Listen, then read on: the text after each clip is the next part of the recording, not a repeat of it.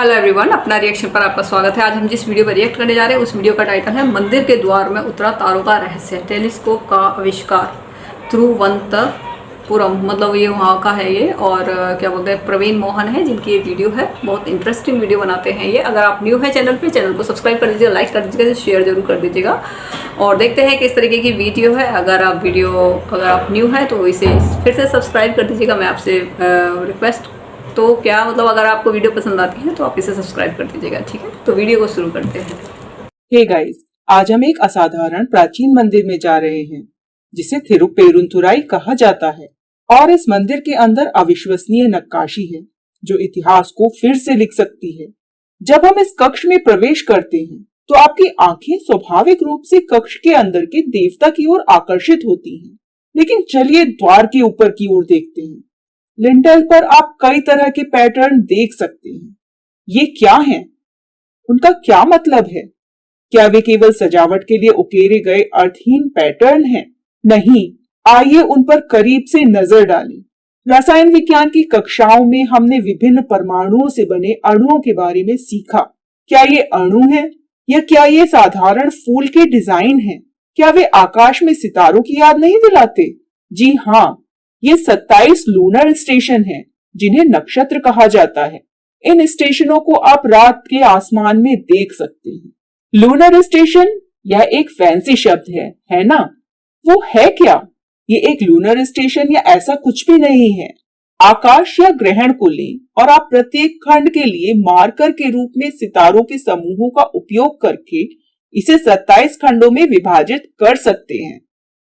प्रत्येक खंड को एक नक्षत्र या एक तारा प्रणाली कहा जाता है। क्यों? इन नक्षत्रों का उपयोग करके समय, तिथियों, ऋतुओं की गणना करने के लिए सब कुछ किया जा सकता है। अब ज्यादातर लोग सोचते हैं कि इनका उपयोग केवल ज्योतिष के लिए किया जाता है। लेकिन सोचिए कि प्राचीन लोग रात के दौरान समय की गणना कैसे करते थे? क्या उनके पास कोई संकेतक नहीं था कि रात के समय का पता कैसे लगाया जाए? नहीं, आप तारों की स्थिति, तारों के समूह आदि का अनुसरण करके समय बता सकते हैं। अतः इन नक्षत्रों का प्रयोग खगोल विज्ञान में भी किया जाता था। लेकिन क्या ये नक्काशियां वाकई लूनर स्टेशनों को दिखा रही हैं? या क्या मैं सिर्फ अनुमान लगा रहा हूं? आप इन शिलालेखों को यहाँ देख सकते हैं। ये प्राचीन तमिल भाषा में लिखे गए हैं और मैं उन्हें आज भी पढ़ सकता हूँ। यहाँ इसे उत्तरम कहा जाता है और इसे पूरम कहा जाता है। इसे संस्कृत में पूर्व कहा जाता है। ये प्रत्येक आयत के नीचे स्पष्ट रूप से लिखे गए लूनर स्टेशन या नक्षत्रों के नाम हैं। और प्रत्येक आयत के अंदर हम तारों की आकृति और स्थिति देख सकते हैं। इसलिए इसमें कोई संदेह नहीं है कि ये वास्तव में नक्षत्र हैं। और यह लिपि हमें कुछ महत्वपूर्ण भी बताती है। यह एक प्राचीन लिपि है जो कुछ हद तक तमिल भाषा में प्रयुक्त आज की लिपि से भिन्न है। उन्होंने ध्वनि का प्रतिनिधित्व करने के लिए एक बड़े वृत्त का उपयोग किया है। इस तरह आज हम तमिल में नहीं लिखते हैं। इससे इस बात की पुष्टि होती है कि ये नक्काशियां प्राचीन काल में की गई थी। लेकिन इन नक्काशियों को इस प्राचीन मंदिर में मौजूद नहीं होना चाहिए। उन्हें इन विवरणों को नहीं दिखाना चाहिए। मैं ऐसा क्यों कह रहा हूँ? इस आयत को देखें। इसे मघा कहा जाता है और आप स्पष्ट रूप से 4 सितारों को लूनर स्टेशन बनाते हुए देख सकते हैं। इसे आज के खगोल विज्ञान में रेगुलस कहा जाता है। लेकिन अजीब विशेषता यह है कि रेगुलस या मघा नग्न आंखों के लिए एक अकेला तारा प्रतीत होगा। और जब आप टेलीस्कोप का इस्तेमाल करते हैं तभी आपको पता चलता है कि ये 4 सितारों रेगुलस A, B, C और D से बना है। फिर भी इन 4 सितारों और इसकी स्थिति को मघा नाम के तहत सटीक रूप से उकेरा गया है। तो एक उन्नत दूरबीन का उपयोग किए बिना प्राचीन निर्माता इन विवरणों को कैसे उकेर सकते थे? यहाँ एक और है। इसे रेवती कहा जाता है जो आधुनिक खगोल विज्ञान में जेटा पिसियम को संदर्भित करता है। यह एक क्विंटुपल स्टार सिस्टम है जिसका अर्थ है कि यह 5 सितारों से बना है। क्विंटुपल का अर्थ है 5। लेकिन फिर से ये सभी 5 सितारे नग्न आंखों से दिखाई नहीं देते हैं और हमें 5 सितारों को देखने के लिए दूरबीन की आवश्यकता होती है। लेकिन हैरानी की बात यह है कि इस प्राचीन क्रांतिकारी जानकारी में इन 5 सितारों और उनकी स्थिति को सटीक रूप से उकेरा गया है। मुख्यधारा के विशेषज्ञ बताते हैं कि टेलीस्कोप का आविष्कार लगभग 400 साल पहले यूरोप में ही हुआ था और केवल पिछली कुछ शताब्दियों में ही दूरबीनें भारत में आईं। तो हम इस प्राचीन मंदिर में इस प्रकार की उन्नत जानकारी कैसे देख सकते हैं? क्या ये नक्काशियां नई हैं जो पिछले 100 सालों में बनाई गई हैं? स्क्रिप्ट इस विचार का खंडन करती हुई प्रतीत होती है। ये पुरानी होनी चाहिए और मुझे इसका कोई प्रत्यक्ष प्रमाण नहीं मिला कि इसे हाल ही में तराशा गया था। लेकिन 2014 में पुरातत्वविदों को मंदिर में शिलालेख मिले और ये शिलालेख इस बात की पुष्टि करते हैं कि यह मंदिर 862 और 879 ईस्वी के बीच बनाया गया था। ये शिलालेख हमें निर्माता के नाम के साथ साथ उस समय इस क्षेत्र पर शासन करने वाले राजा के बारे में भी बताते हैं। इसका मतलब यह है कि इस मंदिर का निर्माण 1100 साल से भी पहले हुआ था। इतिहासकारों के अनुसार सबसे हालिया विस्तार या पुनर्निर्माण 16वीं शताब्दी में हुआ था। तो इसका मतलब है हम जो नक्काशियां देखते हैं वे कम से कम 500 साल पुरानी हैं। लेकिन दूरबीन का आविष्कार केवल 100 साल बाद हुआ था और टेलीस्कोप अगले 100 साल तक भारत आया भी नहीं था। तो हम इन विवरणों को कैसे देखते हैं जिन्हें केवल दूरबीनों का उपयोग करके ही देखा जा सकता है? याद रखें, मैं अपने अनुमान में बहुत रूढ़िवादी हूं। मैं सबसे पुरानी निर्माण तिथि नहीं ले रहा हूं जो 1100 साल पहले की है। मैं विस्तार और पुनर्निर्माण की सबसे हाल की ज्ञात तिथि ले रहा हूं और यहां तक कि वह भी दूरबीन के आविष्कार की मुख्य धारा की समय रेखा से 100 साल पुरानी है। तो प्राचीन बिल्डरों ने इन स्टार सिस्टम को सही तरीके से कैसे उकेरा? लेकिन हमारे पास हिंदू मंदिरों में दूरबीन की प्राचीन नक्काशी है।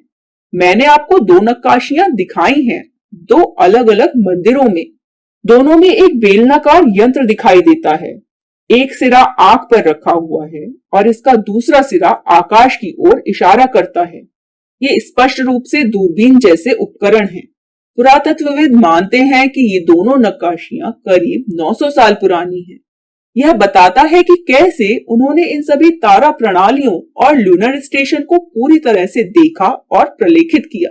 लेकिन इन स्टार सिस्टम्स के ठीक बगल में आप इन अजीबोगरीब भगवानों को देख सकते हैं। वे कौन हैं? क्या यह मुमकिन है कि उनके पास हमारे सवालों के जवाब हों? प्राचीन निर्माता तारों को इतना कैसे समझते थे? क्या उन्होंने आकाश का अध्ययन करने के लिए दूरबीन जैसी उन्नत तकनीक का इस्तेमाल किया था? यदि नहीं, तो वे इन नक्षत्रों या लूनर स्टेशंस को सटीक रूप से तारों की सटीक संख्या के साथ कैसे तराश सकते थे? कृपया मुझे अपने विचार कमेंट सेक्शन में बताएं। मैं प्रवीण मोहन। वीडियो देखने के लिए बहुत बहुत धन्यवाद। सब्सक्राइब करना ना भूलें और मैं आपसे जल्द ही बात करूंगा। बाय।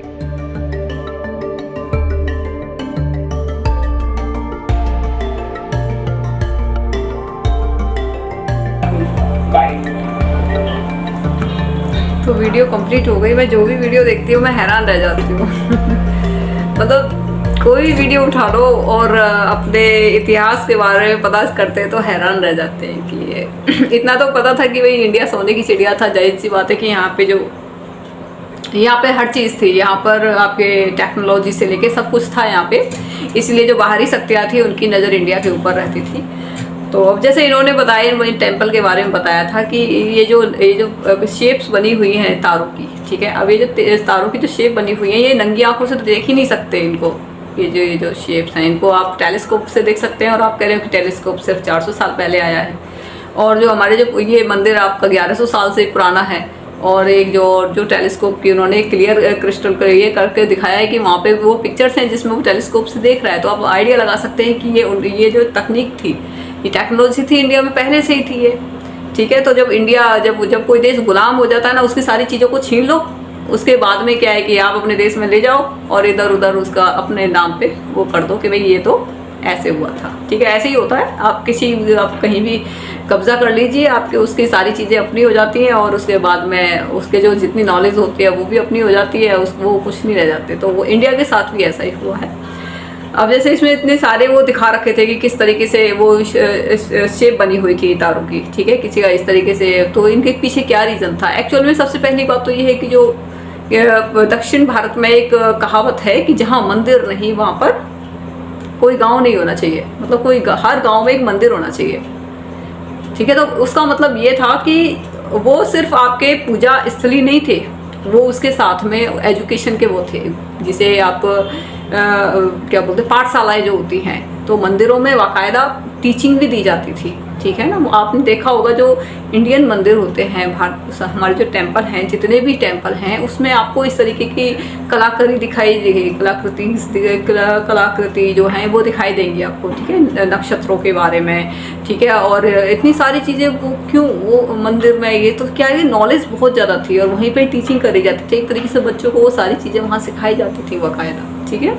लेकिन ये धीरे धीरे ये सारी चीज़ें समाप्त कर दी गई है, ठीक है, अंग्रेज़ों के आने के बाद में इन्होंने सब कुछ ख़त्म कर दिया गया, ठीक है। तो मेरा मानना ये है कि गवर्नमेंट को इस चीज़ के ऊपर सोचना चाहिए, और जो मंदिर हैं, ठीक है ना, जो मंदिर हैं वो सिर्फ मंदिर ही ना हो, सिर्फ मंदिर ही ना हो, उसमें आपको टीचिंग के भी स्कूल्स खोलने चाहिए, ओपन करने चाहिए, ठीक है, क्योंकि ये हमारे राइट्स हैं, ये हमारा इतिहास रहा है। तो अगर ये वीडियो वहाँ तक पहुँचती है तो मेरे हिसाब से गवर्नमेंट को इस चीज़ के बारे में सोचना चाहिए, और ये हमारा हक है, ठीक है। और वहाँ पर मंदिर में आपके स्कूल्स होने चाहिए जहाँ पे पूरी विद्या, वहाँ पे पूरी शिक्षा दी जाए, हमारे इतिहास से रिलेटेड, हमारे जो भी टेक्नोलॉजी थे उसके रिलेटेड, और इस तरीके से और भी जो इनको सर्च करते हैं उनको और भी ज़्यादा प्रमोट किया जाए, और ज़्यादा लोग आएँ और इन सब चीज़ों को देखें, वहाँ जाएँ और भी इसके बारे में पता करें, ठीक है।